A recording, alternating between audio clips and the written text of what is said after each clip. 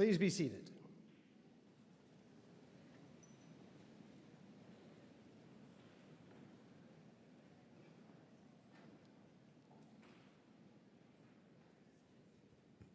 I'd like to officially welcome you to the South Carolina Governor's School for Science and Mathematics 35th Commencement Ceremony celebrating the class of 2024.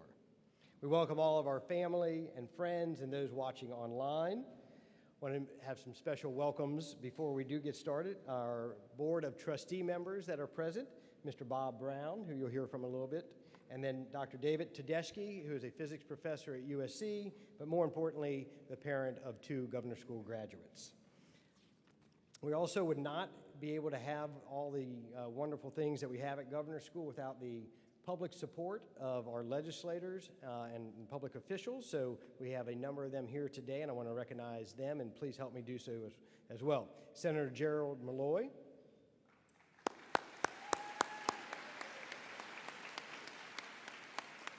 Representative Robert Williams.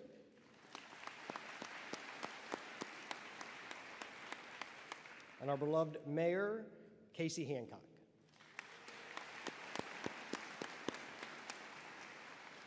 I also want to recognize all those that came before y'all. So to all of our alumni that are in the audience, please stand and be recognized.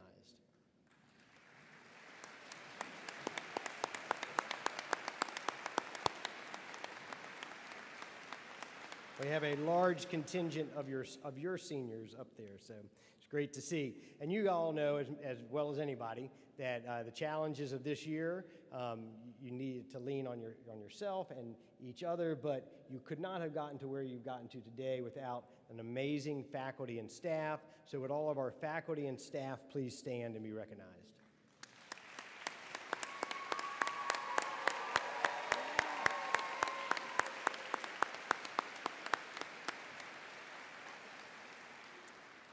And before my last welcome, I want to invite you to take a moment of silence to reflect on the challenges and joys of this past year, some of the losses and some of the gains that we experienced, and the continued hope for an even better tomorrow.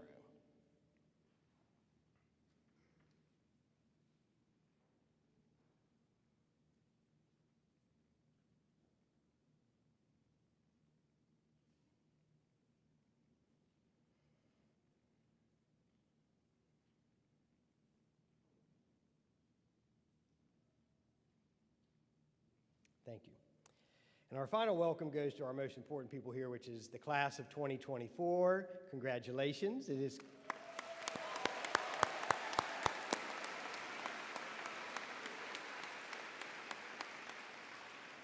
with us today is not only our residential graduates, but those that are graduating from our STEM Foundations program, which is in its second year. So thank you all for being here and all the work that you did this year as well. So we're all different backgrounds. We've all come from different places. But now we all have a common experience, and later in the program you'll be welcomed into that amazing alumni association that is almost at 3,000 of us. And so congratulations for being here. And so without further ado, I'd like us to get started. So I would like to invite our concert choir up to the stage or up to the side over here for our song of farewell.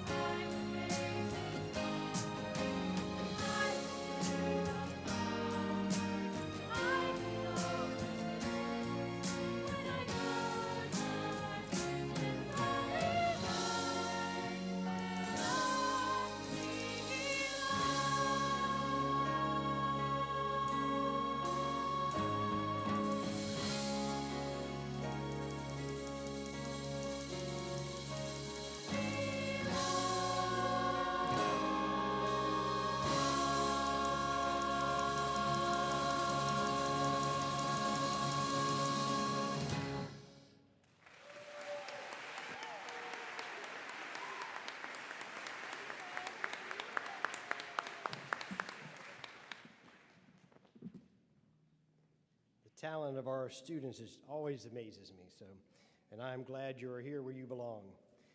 I want to introduce now Mr. Bob Brown, who is the chair of our Governor's School for our Board of Trustees for the Governor's School. He's also president of Integrated Systems. Most importantly, and dear to me, is that he has been, almost for a decade, a mentor in our summer research programs to a number of our students. Mr. Brown.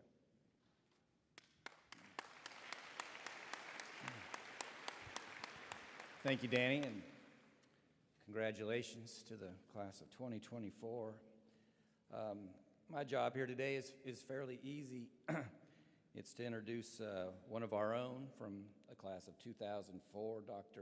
Mackenzie Yore is here to deliver our commencement speech, and one of the things I try to do is if I don't know the student or hadn't had a chance to meet the alum or the speaker, I try to spend a little bit of time with them the evening before and just have a conversation with them and see, what we have in common or what our differences might be, what our different perspectives might be. And I had a wonderful conversation with Dr. Yore last night, and she gave me an idea of kind of what her speech is about today, and it's one that's kind of very dear to me, and I think will probably become dear to you over time. One of the things that is significant about today as you graduate from the Governor's School is that you have proven a couple things. One is that you're willing to work hard. Two is that you're willing to take chances. And three is that you're competent. Those three things came together today and have turned into this diploma that you're going to receive. And because you're competent and you're willing to take those risks and because you're willing to work hard, you'll be presented with a lot of opportunities in your life. And Dr. Yore told me last night that she has been on a path of taking advantage of those opportunities. Before I introduce her, I'd like to give her a shout out to her husband, who I have not met because he arrived, I believe, at 2 a.m., so he gets the Perseverance Award for today of getting here. They both live in Los Angeles now, where Dr. Yore is an emergency medical physician. She received her medical degree from UCLA, and she received her undergrad in biochemistry from Wesley College. And I think you're going to very much enjoy her circuitous route that introduced her to her husband in Tanzania, and in addition to becoming a medical doctor and working for the WHO, found somehow time to raise a 3-year-old and a 6-year-old daughter. So I give you one of our own, Dr. Mackenzie Yore.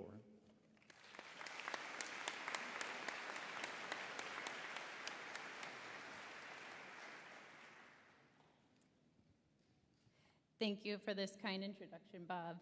And it's such a joy to return to Governor's School and an honor to speak at your commencement. When thinking about what I wanted to say today, I spent quite a while with a blank page, wondering why on earth President Dorsal had asked me to speak. When I think of luminaries to invite to commencement, I don't see myself on that list. I'm not a medical school dean, as was my graduation speaker, nor a congressional representative, as was the speaker at my brother's Governor's School graduation. So there I was, with a feeling some of you might know well, that combination of writer's block and imposter syndrome. Searching for inspiration, I opened ChatGPT. Now, to be clear, this speech is not written by ChatGPT, nor any generative AI. Indeed, all of its pitfalls are my own, but I learned some things from my encounter with AI that clarified what I wanted to say. The way when somebody puts words in your mouth, you are like, no, that's not it. Here's what I mean. The drafts ChatGPT produced on my screen were initially quite alluring, better composed, more fluidly articulated, and even wittier than what I had written so far. As many of you have or will soon experience, I felt both wonder and existential angst. If a computer can write speeches better than me, how soon before it does a better job of diagnosing my patients or conducting my research? When I visited last month for the Governor's School's 35-year reunion, one of your classmates asked me to speak about what's next. And I think you meant college or being out in the real world, but confronted by artificial intelligence in my browser, I wondered about what was next for myself, for all of us, and how we as humans should approach that question. I read the speeches again, and in the close reading I had learned from my English teachers here, Dr. Flanagan and Ike Coleman, I found some hope for humanity. The algorithm's words were glowing, but glib. Its messages true, but trite. The quotations may or may not have been what Mahatma Gandhi actually said. And the speeches, so fluidly composed, were devoid of any original anecdotes. Yes, I remember the late nights working hard and the snacks that helped get us through, but no ChatGPT. We did not forge our bonds during late night study sessions in the library, because there is no library on this campus. We bonded over the experience of Quest and Happy Half and using blackout curtains to get past the 12 a.m. lights out. You and I know these details because we lived them, a bond no machine can assert. So too with my patients. The greatest skill I bring to my work as a physician is not my knowledge of anatomy or pharmacology, though they are very important, but the ability to be present, to express curiosity, to draw out patient stories, and to really listen to what each person has to say.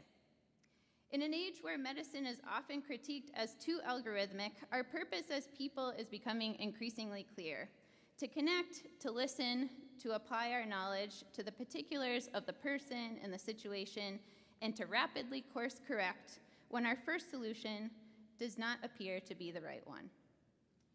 In the emergency department where I work, we are constantly asking, what's next? And the answer comes in part from treating our patients as people whose perceptions and aspirations matter. You might not all aspire to be doctors, but the same holds true across fields. The teachers here at Governor's School are great not just because they have mastered their subjects, but because they actually care about each of you the way they cared for me. When I was a student here taking vertebrate biology, Dr. Bill Alexander would meet us with one of the school's minibuses every Tuesday morning and drive us to a nearby swamp or open space, provide us with gators, buckets, sieves, and dichotomous keys for us to catch and identify newts, salamanders, snakes, fish, and other critters. If we left the school a little early, he'd treat us to biscuits at Hardee's here on 5th Street along the way. The care and planning of these unique learning experiences is what makes a school transformative. Governor's School was my first total immersion in an intellectually engaged community of peers and mentors. Artificial intelligence is a handy tool, but it is no substitute for the joy and abiding fulfillment of what the late global health pioneer Dr. Paul Farmer called working on hard problems with friends. Throughout the many twists in my early career path, I've always pursued 3 things that Governor's School taught me to value deeply and that artificial intelligence intrinsically cannot provide: meaningful relationships, deep purpose, and a caring community with a shared mission. My path in pursuit of these values similarly follows no pre-generated script, and I suspect that President Dorsal asked me to share some of those twists for any insight they offer into the question of what's next. Sometimes circumstances outside of our control bend the course of our life, but often it's we that need to make difficult choices. And today I want to relate a few times I've made a decision about what's next that made a difference in my life in hopes that a similar framework might help you.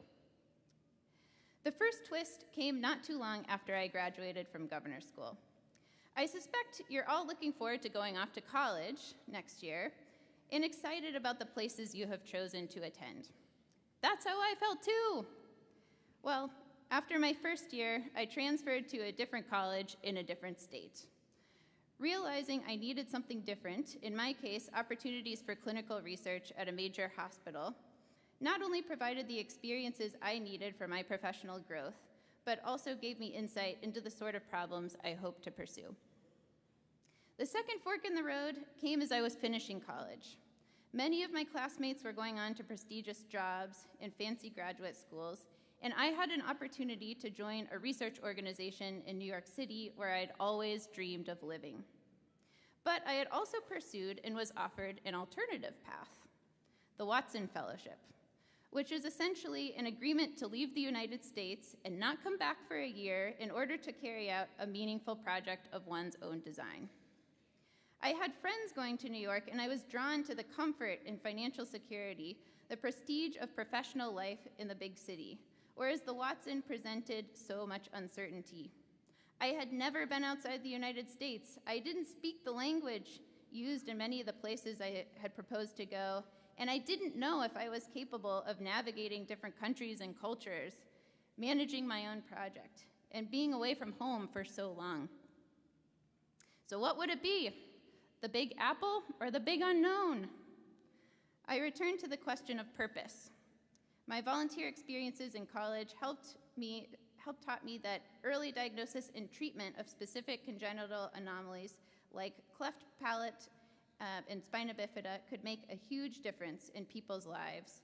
But I knew that there was more than the biomedical story underlying what enables people born with physical differences to thrive, one that I wouldn't learn without talking directly with doctors and families in other parts of the world. I chose the Watson, which allowed me to do the project I proposed, spending the next year living in Argentina, China, Ghana, India, and Ireland on an anthropological investigation about how different societies and cultures perceived and managed congenital anomalies like cleft lip, clubfoot, and spina bifida, and to see how they compared with what I saw in college working in hospitals and clinics in the United States.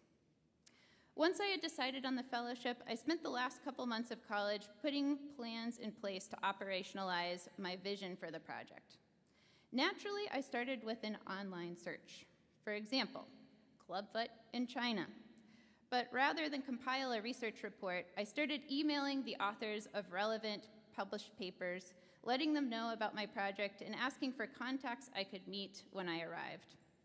I was astounded by the enthusiasm and generosity of the responses I received, from invitations to visit hospitals, leads on places to stay, and even rides from the airport. I spent major holidays over the next year with families of many of the people I wrote to. The deep structure of my first year abroad were these relationships, which still serve as an inspiration to me to host international colleagues when they come to the US for their projects. Nowadays, ChatGPT can produce great research summaries, but still nothing beats the human-to-human learning I was so fortunate to get from spending time with families of patients in an Argentinian clinic for cleft lip and palate, or knocking on the door of a school for special needs in Ghana, or volunteering as a camp counselor for kids with spina bifida in Ireland.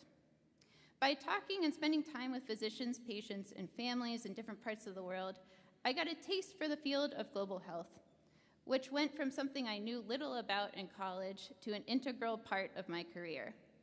My what's next became something not previously on my map. There are two other notes about choosing the riskier, path-broadening choice. One, when I came back from the Watson, I still got to do that nice job in New York City, so the bold choices don't always have to close other doors. And two, such choices do generally open even the most exciting possibilities. After a year in New York, I answered an early morning phone call from the World Health Organization, following up on my work in Ghana and concluding with me hired as the on-the-ground coordinator for a Pan-African birth defects registry project, sending me back to Ghana and also to Kenya, Tanzania, and Uganda for the next year and a half. Fast forward to 3 years ago. I had just completed 10 years of full-time clinical training and needed to decide what was next for my career. This question, it just doesn't go away. Most people at this juncture enter full-time clinical practice, but after reflecting on my years in clinical training, I realized professional fulfillment required not just diagnosing and treating patients at the bedside, but diagnosing and treating some of the problems plaguing our health system more broadly. Foremost among the issues had to do with connection. What I saw on the Watson taught me the value of a patient's own stories and how essential they were for physicians to treat the full human, not just the body in front of them. So that's my current pursuit. I work on a project at the Veterans Health Administration called My Life, My Story, trying to expand it and rigorously study its impact.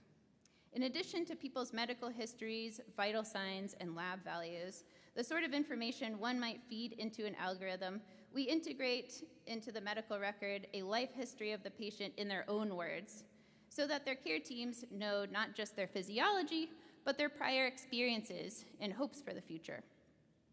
Our goal is to not only provide improved care for participating patients, but to transform the way medical providers approach and honor their patients to increase the emphasis on connection and conversations around purpose.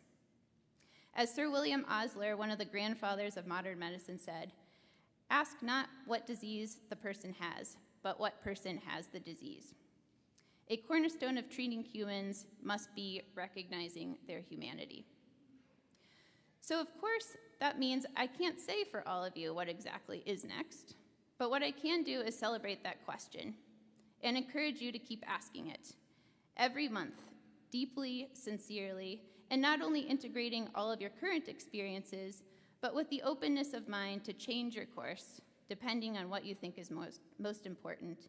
And over time, that will change. And you don't have to travel the world to find your place in it. What matters most is thinking hard about what matters to you and the people you care about. As you go about answering a question no machine or social convention can answer for you, I want to emphasize that the insight and support that enabled the evolution of my journey came from relationships, new and old, from deep conversations with people who cared for me and who I care about. While I encourage you to embrace opportunities for new relationships in college and beyond, know that you probably already have some of your most significant relationships, many of which may be here right now. Families, you have already been so supportive, trusting the Governor's School for these 2 essential years, and you will remain a bedrock as the class of 2024 moves out into the world. In the class of 2024, you are a special group for each other, and I hope that you provide each other with the support my cohort still provides me. Just yesterday, 2 of my classmates drove several hours down to Hartsville to catch up on life. And unlike ChatGPT, we know each other, we care about each other, and we can support each other in our ever-evolving pursuit of what's next. Congratulations, class of 2024, and Godspeed.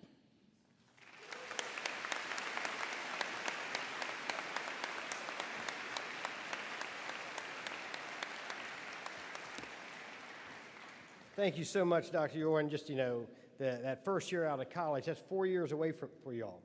That what she did and would have been her 5th year away from governor's school, all those 6, 7 different countries, and you did it on your own. You found it, right? And so that's very inspirational. Thank you very much.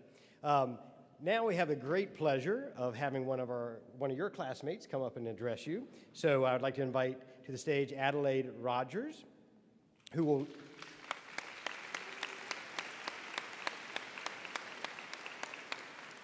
Adelaide will give our student address to the class of 2024 so that everyone knows. All students are invited to write an address, and it is all of those are read anonymously by our faculty and voted upon, and Adelaide was the one selected. So congratulations.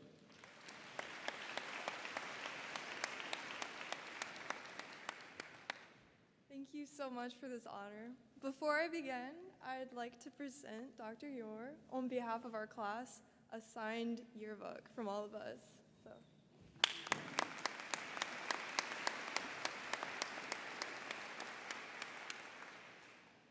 Good morning, faculty, staff, family, and friends.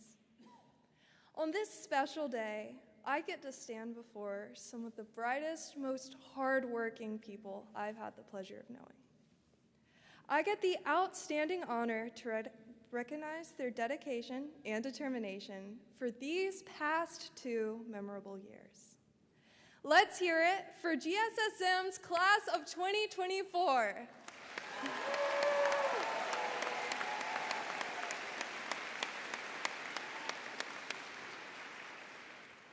Congratulations, fellow grads. I am proud to take this next step into the future beside you all. Thank you. Each of you has been my inspiration throughout our journey. As you hear your name and have your moment in the spotlight, looking back to where you've been and forward to where you're headed, I ask you to take in the present, this celebration of you. Additionally, thank you to all our amazing parents in the crowd for your strength. Every hour you've let us grow here has been a blessing, as well as your home-cooked meals on long weekends. I was always told that if we can put a man on the moon, we can achieve anything. However, if we can pass Dr. Whitbeck's physics class, we can put a man on the moon.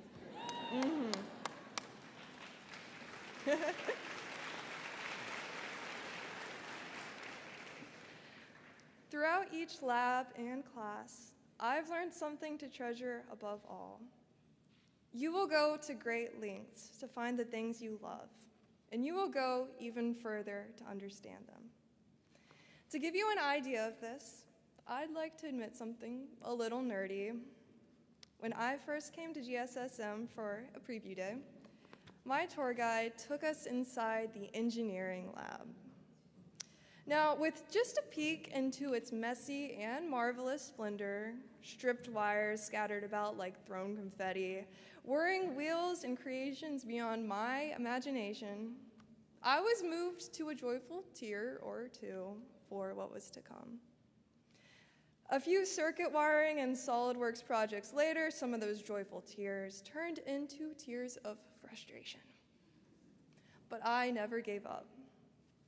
There within the halls of our school, a spark was ignited that made the future shine as bright as ever. While setting out for the right words to leave you all with today, I reflected on my initial thoughts on graduating. This naturally was, don't trip on the stage, do not trip on the stage. But I think that the second thought that came to mind is slightly more impactful. Students, hear me now. We are fearless. For 2 years, I woke up surrounded by your greatness. High achievers with the power to inspire are the core of our school. Keep chasing those dreams. Keep your fearlessness kindled. Take as many crazy, fearless risks as you need for your authenticity to flourish. When you take these risks, know that mistakes are bound to occur. All the great risk takers know this. Thomas Edison had 1,000 failed experiments before he perfected the light bulb. Madonna made a cover of American Pie. Even the most brilliant minds aren't immune to mistakes. Now, the good news is that mistakes teach us even more than just making the headlines in some flawless attempt. Setbacks are what makes a good success story, everyone.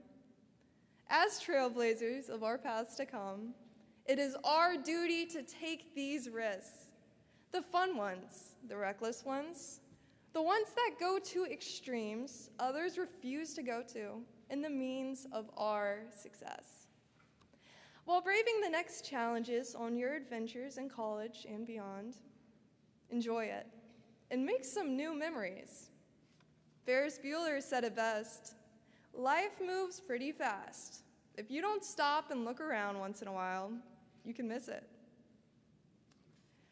Whether we're thinking of coffee house open mic nights, drawing crowds that rival Taylor Swift's, I said it, yeah, or our own robotics team competing at Worlds this year, go Golden Dragons. Oh yeah. It's hard to believe that so much talent is a part of our school. Friends, no matter what you dedicate your efforts to, the mark you will make in this world will change lives. As long as you keep that spark going, Trust me, you've already changed mine. Moments I've spent with this class have been the highlight of my high school years. It's bittersweet to think how far we've come, isn't it? I was honestly a little skeptical about living in a school with people I've never seen in my life. But man, am I glad I got to share this experience with you all. It's tough to see my friends scatter across the country, but I can't help but grin ear to ear, thinking of all the accomplishments they will make while pursuing their dreams. Keep an eye on these kids in the caps and gowns, because big dreams and big brains are a dangerous combination. I'm certain that before you all today sit the next generation of doers. You may be off to amazing places, but these memories aren't going anywhere. We have our entire lives to do what we love, take those thrilling risks with an open heart and mind, and make countless memories to carry with us. Feel proud and get excited, class of 2024. The world is eager for us to make our mark.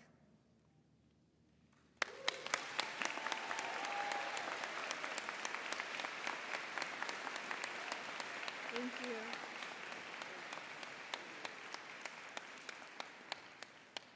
Thank you, Adelaide. That was wonderful.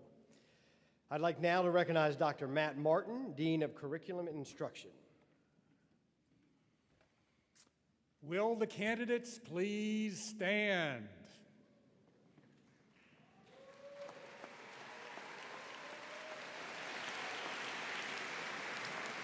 President Dorsal, these candidates have completed the requirements for graduation from the South Carolina Governor's School for Science and Mathematics, and upon the recommendation of the faculty, are presented to you. By the power vested in me by the General Assembly of the State of South Carolina and the Board of Trustees of the Governor's School for Science and Mathematics, I declare that you are the graduating class of 2024 from the Governor's School, with all the rights, privileges, and responsibilities pertaining thereto. Graduates, please be seated. Graduates of the South Carolina Governor's School for Science and Mathematics received diplomas from the State Board of Education and from the Governor's School. The graduates have been presented with a medallion embossed with the crest of the Governor's School. Today, Chairman Brown will present the graduates with the State of South Carolina diploma, and President Dorsal will present them with the South Carolina Governor's School for Science and Mathematics diploma. I would like to ask Chairman Brown, President Dorsal, and Dr. Yore to come forward for the conferring of diplomas. They will be assisted by Mr. Randy LaCrosse, Senior Vice President for Outreach and Global Initiatives, and Dr. Roberto Robles Valencia, Chair of the Faculty Senate. To ensure every family has the opportunity to hear their student's name, please hold lengthy applause until the end. If you are taking your own pictures in the designated location behind the graduates, please remember to be considerate of those around you. You ready? Here we go. Will the first row of graduates please come forward?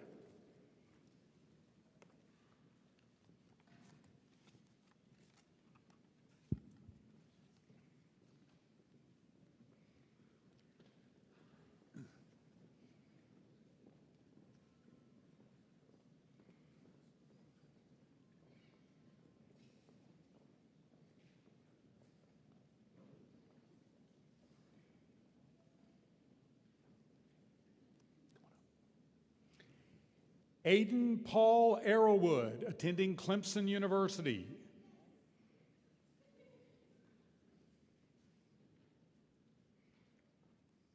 Sydney Lalana Kelsey, attending Tri-County Technical College. Juan Pablo Lopez, attending Clemson University.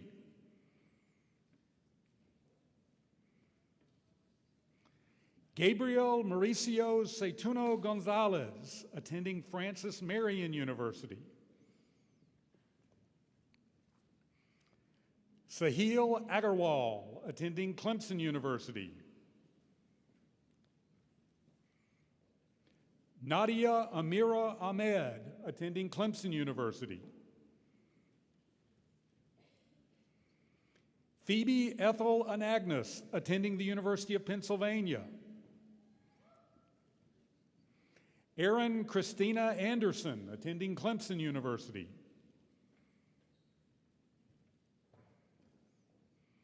Kaylee Marie Ashworth, attending the University of South Carolina. Graham William Behe.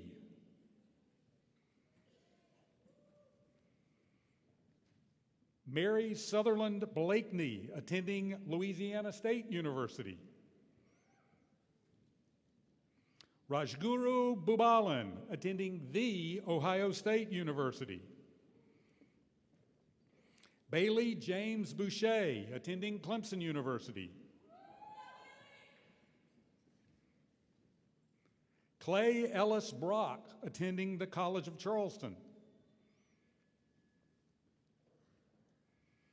Clara Cade Brown, attending Duke University. Addison Edward Brown, attending Clemson University. Robinson Doug Nyop Buyi, attending Johns Hopkins University. Lily Grace Burns, attending Maryville College. Lily Aline Bird, attending Francis Marion University. Zanaya Camille Castile, attending Williams College. Julia Reese Annan Kate, attending Clemson University. Madison Campbell Kaufman, attending Baylor University. Noah Nathaniel Chambers, attending Tuskegee University. Jefferson MacArthur Chapman, attending Wofford College. Alicia Loxman Sharpay, attending the University of South Carolina. Allison Elizabeth Cobb, attending the University. Oh, I'm sorry, I forgot to bring the next row up. Oh, we ran out of ammo. Next row, come on up. I was doing so well, too.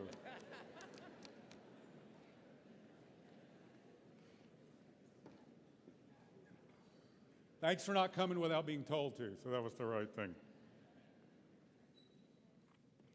Ready, Allison? All right. Allison Elizabeth Cobb, attending the University of South Carolina. Jaden Lee Coffey, attending Embry-Riddle Aeronautical University at Daytona Beach. Sebastian Michel Bernard Diago, attending Concordia University of Montreal. Thomas Chadwick Diggs, Jr., attending the University of South Carolina. Garrett Jason Driscoll, attending the University of Mary Washington. Gomahi Dutta, attending Nova Southeastern University. Avery Grace Evans, attending Duke University. Idris Faizulayev, attending the College of Charleston. Savannah Rose Felix, attending Yale University. Jesse Warner Felice Brown, attending Santa Monica College. Ksenia Filikova Alexandrovna, attending the University of South Carolina. Guillaume Fotso Daril Kwangang, attending Clemson University.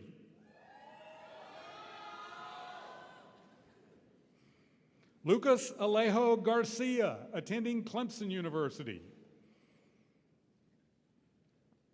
Christopher Gasca, attending Virginia Polytechnic Institute and State University.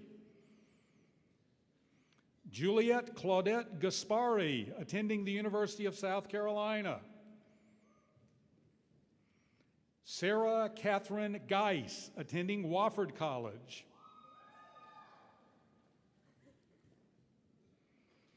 Jalen Darius Robert Gist, attending Northwestern University. Hussein Aliasgar Godrawala, attending Clemson University.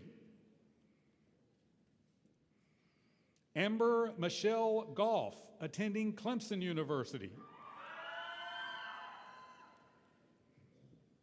Samuel Neil Chapman, attending Clemson University.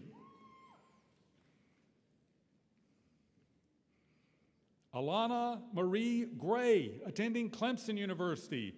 And now will the next row of graduates please rise and come to the front.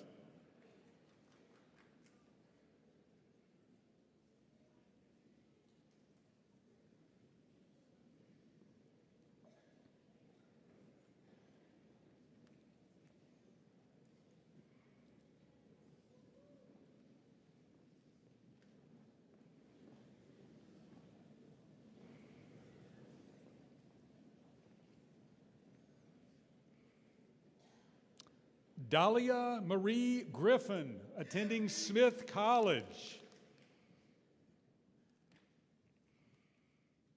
Brian Caleb Hamilton, attending Howard University.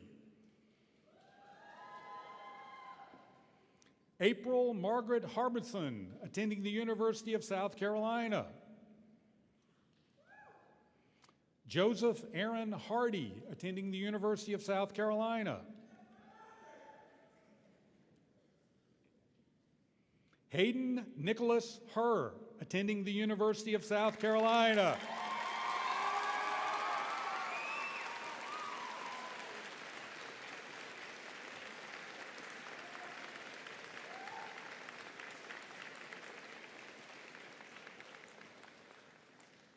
Lanny Kenyete Henson, attending Clemson University. Peter John Hoagie, attending the University of South Carolina. Elizabeth Reese Horner, attending Wellesley College. Elliot Reed Horner, attending Rochester Institute of Technology. Kaylee Renee Housand, attending Clemson University. Bianca Richie Lee Hilton, attending North Carolina State University. Maliwan Elangaswaran, attending Clemson University. Ann Jong, attending the University of North Carolina at Chapel Hill. Emma Rose Johnson, attending George Washington University. Alexa Rebecca Jones, attending the College of Charleston.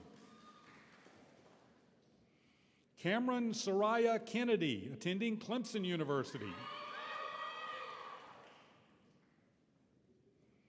Angel Ravenel Kwameni Kepnang, attending Clemson University. Evan Tree Keem, attending Clemson University. Alina Amjad Koja, attending Clemson University. Sophian Lashab, attending the University of South Carolina. Brianna Nicole Leahy, attending Auburn University. Azan Uzair Latif, attending the University of South Carolina. Olivia Renee Lee, attending Mercer University. Emily Zhang Li, attending Case Western Reserve University. Mimi Lee, attending the University of Wisconsin at Madison. Will the next row of graduates please come forward?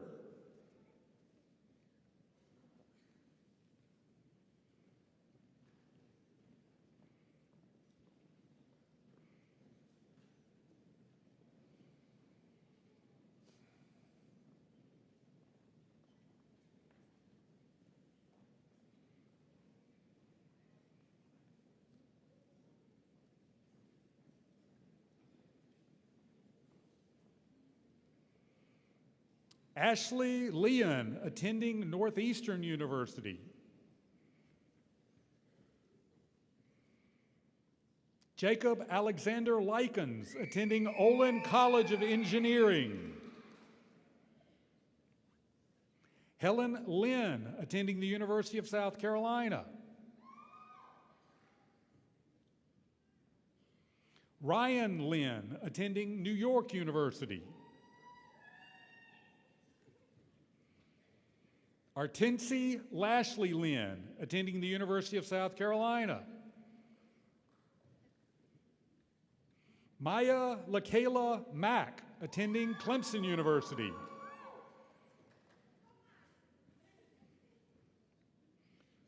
Turvi Masanini, attending Clemson University. Trinity Piper McDavid, attending Wesleyan University. Paige Lynette McKnight, attending Clemson University. Sarah Celestine Madagu, attending the University of South Carolina. Hannah Grace Marie Moffitt, attending Duke University. Meredith Ruth Morningstar, attending Trinity University. Logan Michael Morrison, attending Clemson University. Nicola Griffin Nizato, attending the University of South Carolina. Ashley New, attending the Massachusetts Institute of Technology. Mary Catherine O'Brien, attending Rensselaer Polytechnic Institute. Corey Bryn O'Connell, attending American University. Alyssa Mae Painter, attending the University of South Carolina. Om Ketan Kumar Patel, attending North Carolina State University. Shreya Avnish Patel, attending the University of South Carolina. Mary Elizabeth Pender, attending the University of South Carolina.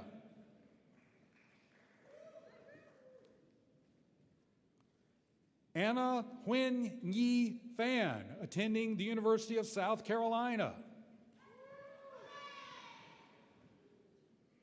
Jack Parker Piersdorf, attending Clemson University. Tracy Q, attending Virginia Polytechnic Institute and State University. Charles Joseph Rea, attending Eckerd College. Will the last row of graduates please come forward?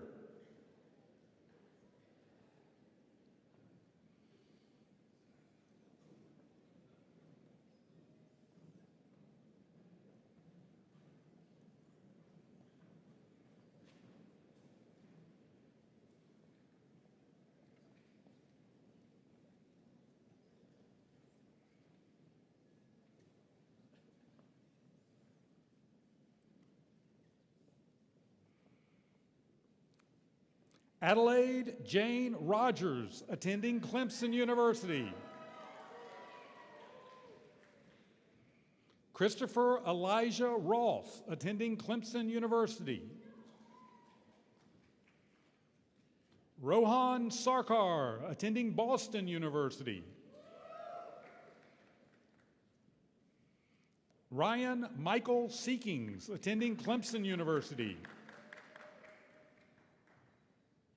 Naisha Shaw, attending Rice University.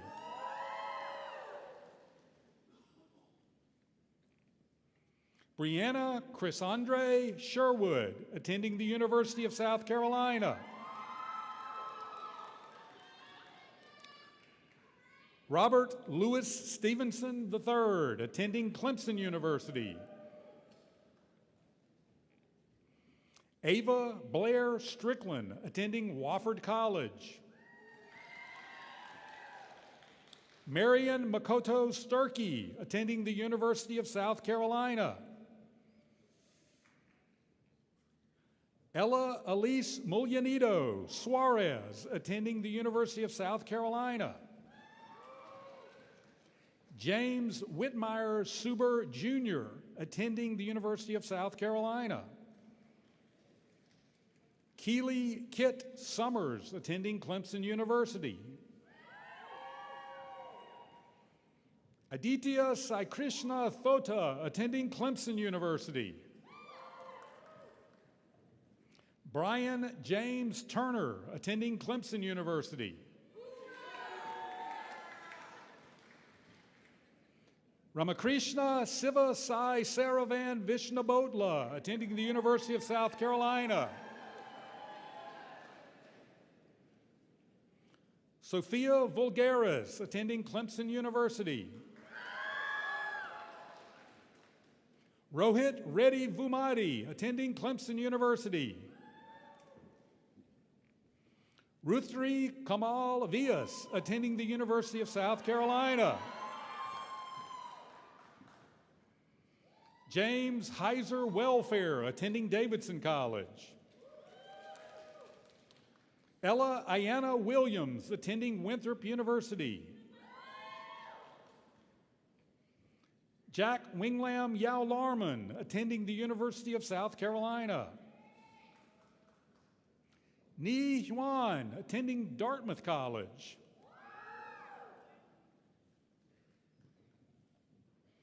Becky Zing, attending Northeastern University. Venus Zing, attending the University of South Carolina. Vivian Zing, attending Swarthmore College.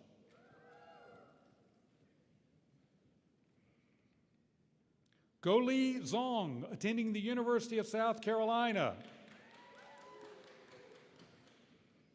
And Elio Zhu, attending Worcester Polytechnic Institute. Give it up for our graduates. Come on. Yeah. Come on. Yeah, everybody up. Oh my God, I'm taking your book.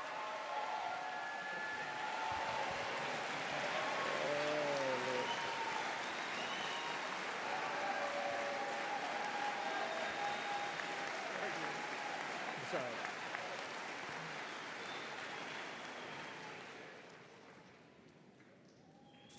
Congratulations. We'll give it another cheer here in a moment, but we've got a couple things to do as well that are very meaningful for our school.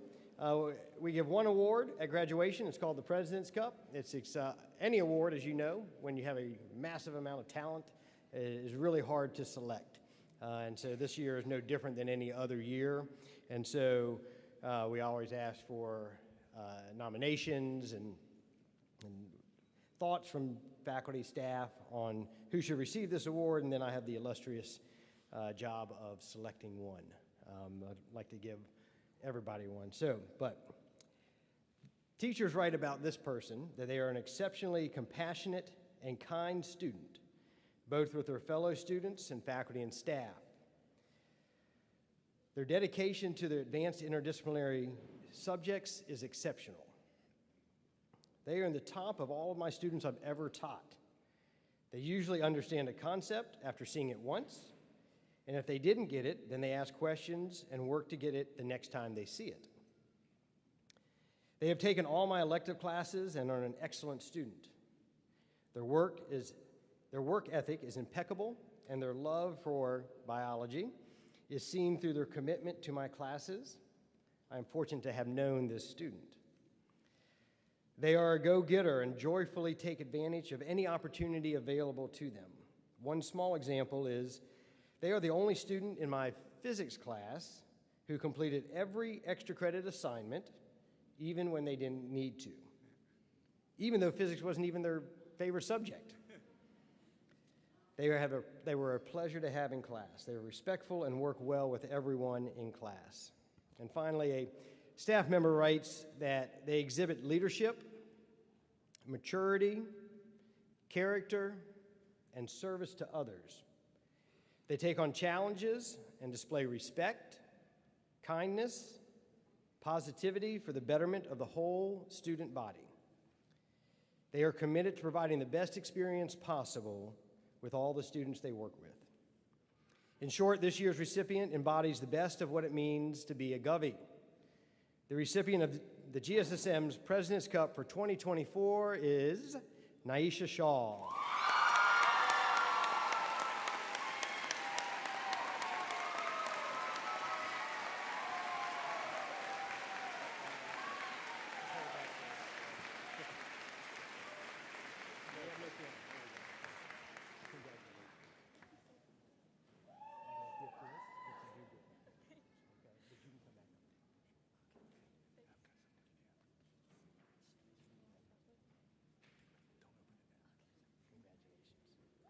One more hand.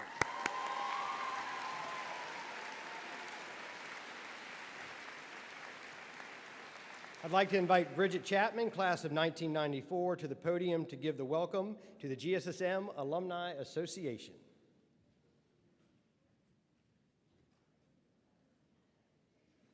Would all graduates of the class of 2024 please stand up? You guys are amazing, and you did it. As graduates of GSSM, you will be natural leaders in your communities. I encourage you to lead like a Govey. Be a leader who holds people accountable, encourages people daily, confronts challenges, and brings authenticity, character, and integrity to every interaction. With your skills and determination, there is absolutely nothing that you cannot do. Graduates, I'm honored to lead you in your first task, signifying that you have graduated from the South Carolina Governor's School for Science and Mathematics. Would all alumni here today please stand and help me welcome these new graduates to the GSSM Alumni Association.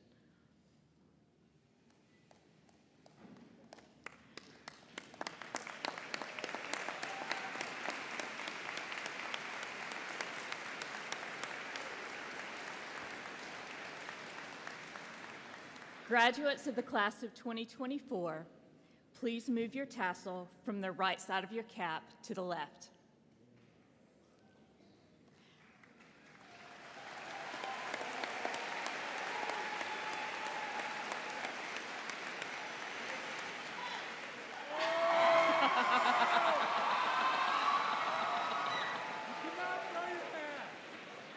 Your extended family just grew by 2,776 people. We are your Alumni Association, and we are here to support you and cheer you on as you become the leaders of tomorrow. However you choose to serve and support your alma mater, your voice is essential. Please stay in touch and reach out whenever you need support. Congratulations, class of 2024, and welcome to the GSSM Alumni Association.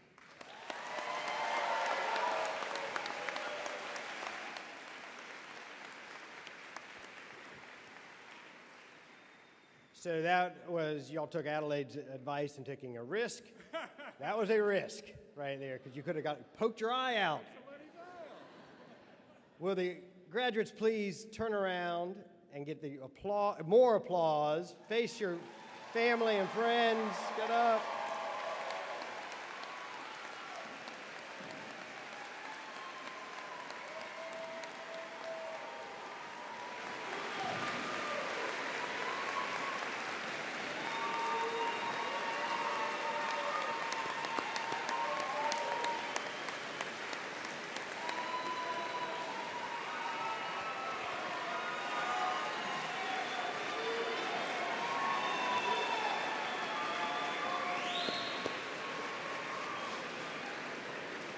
And everybody please remain standing as our concert choir and orchestra come up to the side to lead us in our alma mater. The alma mater can be found on the back of your program. After singing the alma mater, we will process out, and everyone then is welcome to the Governor's School campus for a reception in our dining hall.